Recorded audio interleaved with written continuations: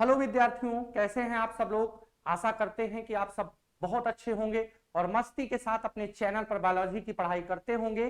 तो मैं एक बार पुनः आपका बायो एजुकेटर सूरज सर आप सभी स्टूडेंट्स का अपने इस यूट्यूब चैनल द मार्गदर्शक में स्वागत करता हूं और आज का सेशन शुरू करते हैं। जैसा कि आप सभी विद्यार्थियों को मालूम है कि हम जो है बायोलॉजी क्लास 12 का चैप्टर फर्स्ट कवर कर रहे हैं। उसका नाम है पुष्पीय पादपों में लैंगिक जनन, sexual reproduction in flowering plant. और जैसा कि स्टूडेंट्स आप सभी जानते हैं कि पिछले लेक्चर में हम लोगों ने पुष्प के सभी चक्र के बारे में पढ़ा था, सभी चक्रों का कार्य क्या है, इन सब चीजों के विषय में जाना था। आज हम दो जो जननी चक्र होते हैं, नर जनन चक्र और मादा जनन चक्र, उसी के संदर्भ में पढ़ेंगे। तो सबसे पहले हमने कवर किया है नर जनन चक्र, मेल रिप्रोडक्टिव आर्गन। समझ रहे हैं स्टूडेंट। और पिछले वीडियो लेक्चर में आप लोगों ने देखा था कि हमने बताया था कि नर जनन चक्र में पुंकेसर, परागकोश और परागकण जैसी संरचनाओं का विकास होता है। आपको भली भांति याद होना चाहिए कि हम लोग यहां तक जो है पढ़े थे। तो स्टूडेंट, आज हम अपने सेशन को आगे बढ़ाते हैं और जानते हैं कि ये नर जनन चक्र में कौन कौन सी संरचनाएं होती हैं, किसकी क्या विशेषता होती है। तो नर जनन चक्र जो होता है बच्चे, इसको पुमंग कहते हैं और पुमंग की इकाई को पुंकेसर कहते हैं। क्या बतलाया हमने? पुमंग की इकाई को पुंकेसर कहते हैं। और पुंकेसर जो होता है उसको हम इंग्लिश के अंदर स्टेमेन बोलते हैं। इंग्लिश भी आप जानते रहिए साथ साथ।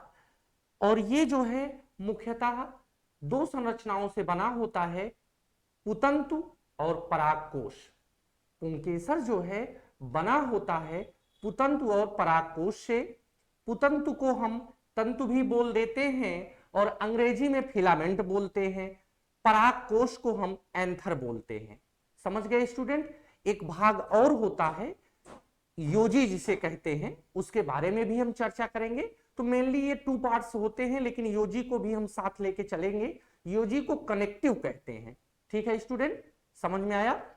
अब जैसा कि आप बोर्ड पे स्ट्रक्चर देख पा रहे होंगे, ये जो है ये वाला भाग, इसको हम परागकोश कहते हैं। क्या बोलते हैं? परागकोश। अंग्रेजी में क्या बोलते हैं? एंथर बोलते हैं स्टूडेंट। ये लंबा जो डंठल युक्त संरचना आप देख रहे हैं, इसको हम तंतु बोलते हैं। और पिछले वीडियो लेक्चर में आपने फ्लावर की स्ट्रक्चर देखी थी, उसमें देखा था कि पुष्प पत्र जिस आसन पर टिके होते हैं, जुड़े होते हैं, लगे होते हैं, उसे पुष्पासन कहते हैं। तो मेरे प्यारे विद्यार्थियों, ये जो तंतु होता है, फिलामेंट होता है, ये जो है पुष्पासन से परागकोश को जोड़ता है। किससे जोड़ता है? पुष्पासन से परागकोश को जोड़ने का कार्य ये करता है, जिसका नाम है तंतु, अंग्रेजी में फिलामेंट। ठीक है, अब आगे बढ़ते हैं।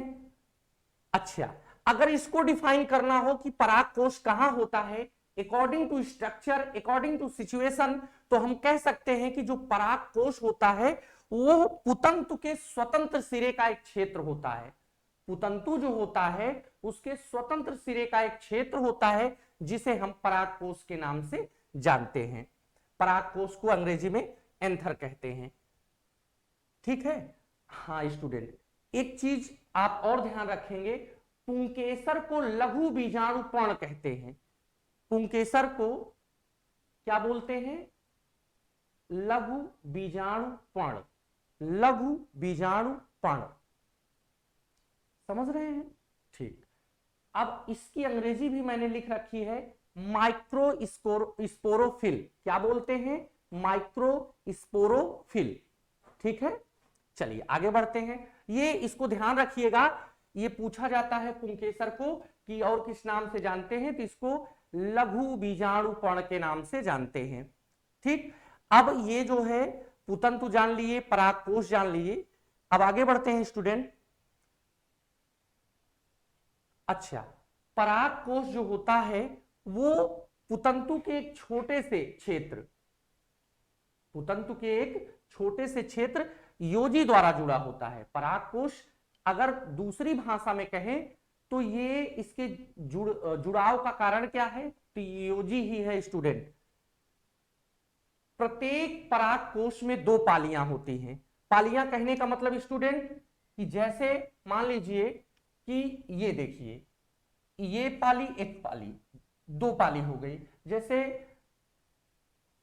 कमरा होता है तो कमरे में पालियां होती हैं। अगर मान लीजिए कमरे को डिवाइड कर दिया जाए, बीच में दीवार खींच दिया जाए, तो उस कमरे में 2 पालियां हो जाती हैं। और अगर आप देखेंगे तो एक कमरे में 4 कोने दिखाई देते हैं। ठीक, तो ये जो पाली होती है इसको जो है मतलब संरचना जो होती है इसको बाइलोब्ड कहते हैं। ये भी क्वेश्चन आता है कि जो परागकोश कैसा होता है? बाइलोब्ड, द्विपालित, बाइलोब्ड। ये बाइलोब्ड होता है, द्विपालित संरचना होती है। और प्रत्येक पाली में 2 प्रकोष्ठ होते हैं। कितने प्रकोष्ठ होते हैं? 2 प्रकोष्ठ होते हैं। प्रत्येक पाली में कितने प्रकोष्ठ? 2 प्रकोष्ठ। इसको पॉलिन सेक भी कहते हैं स्टूडेंट। तो इस प्रकार एक प्रारूपिक परागकोश में कुल कितनी परागधानियां हो गई? 4 परागधानियां हो गई। एक प्रारूपिक परागकोश में 4 परागधानियां होती हैं, इसलिए इसको टेट्रा स्पोरेंजिएंट कहते हैं। इसे परागधानी को ये लघु बीजाणुधानी की भी संज्ञा दी जाती है। जब लघु बीजाणुधानी आप लिखेंगे कि एक परागकोश में 4 लघु बीजाणुधानियां होती हैं, तब इसको लिखेंगे, लघु बीजाणुधानी की अंग्रेजी होती है माइक्रोस्पोरेंजियम। और ये अगर परागधानी लिख देते हैं तो यहां पे लिखेंगे टेट्रास्पोरेंजिएंट। ठीक है स्टूडेंट, इस प्रकार। अच्छा, इसको तो बता चुके। परागधानी में पराग मात्र कोशिका से, पराग मात्र कोशिकाओं के अर्धसूत्री विभाजन द्वारा पराग कणों का निर्माण होता है। समझे स्टूडेंट? जो परागधानी में पराग मात्र कोशिकाएं होती हैं उनमें अर्धसूत्री विभाजन होता है और पराग कणों का निर्माण होता है। तो परागकण को पॉलिन ग्रेन्स भी बोलते हैं। ठीक है स्टूडेंट, पॉलिन ग्रेन्स बोलते हैं। अच्छा, अब ये जो है स्टूडेंट, यहां पे हमने लिख रखा, इसको समझाते हैं जरा सा। प्रत्येक परागकोश में 2 पालियां होती हैं और परागकोश की प्रत्येक पाली में 2 प्रकोष्ठ होते हैं जिन्हें परागधानी कहते हैं। अतः इसे डाइथीकस भी कहते हैं। डाइथीकस। नीट वगैरह में क्वेश्चन पूछते हैं स्टूडेंट कि संरचना कैसी होती है, तो आप बताएंगे द्विकोष्ठी होती है, डाइथीकस होती है। समझ गए ना डाइथीकस का क्या मतलब होता है? इसमें स्ट्रक्चर में लिखा है लाइन ऑफ डिस्टेंस। ये देखिए, लाइन ऑफ डिस्टेंस का मतलब क्या होता है कि इसको अगर काट दिया जाए, इसको अगर ब्लेड से काट दिया जाए तो परागधानी की संरचना 4 कोनों वाली दिखाई देती है। समझ रहे हैं? इसीलिए इसको क्या कहा गया है? Line of distance. और पॉलेंसेक, इसका मतलब अभी आपको बताए कि पॉलेंसेक का मतलब क्या होता है। समझ गए हैं ना? फिलामेंट जानते हैं, पॉलिन ग्रेन्स, परागकण, अभी आपको हमने बताया कि परागकण इसमें निर्मित होता है। समझ गए? अब जो है ये योजी जो होता है, योजी। अब योजी के पहले हमने क्या पढ़ा था कि यहां पढ़ा था पुतंतु के सिरे पर एक स्वतंत्र क्षेत्र होता है जिसे पराग कोश कहते हैं। इसमें क्या होता है स्टूडेंट? लघु बीजाणु भरे होते हैं। क्या भरे होते हैं? लघु बीजाणु भरे होते हैं। और ये जो योजी वाला भाग होता है, योजी भाग जिसे कनेक्टिव कहते हैं, इसमें बच्चे संवहन ऊतक पाए जाते हैं। याद रखिएगा, यहां पे नोट डाउन कर लीजिएगा, स्क्रीनशॉट ले लीजिए इसका अच्छे ढंग से, और इसमें ऐड कर लीजिए कि इसमें योजी भाग में संवहन ऊतक पाए जाते हैं और पराग कोश में लघु बीजाणु भरे रहते हैं। एक पराग मात्र कोशिका से 4 पराग कणों का निर्माण होता है। इस पर एक छोटा सा न्यूमेरिकल हर साल बोर्ड में आता है बच्चे, तो आप अपने टेक्स्ट बुक में देखेंगे तो वहां पे एक क्वेश्चन पूछा गया है। समझ रहे हैं? तो अर्धसूत्री विभाजन द्वारा पराग कणों का निर्माण हो जाता है।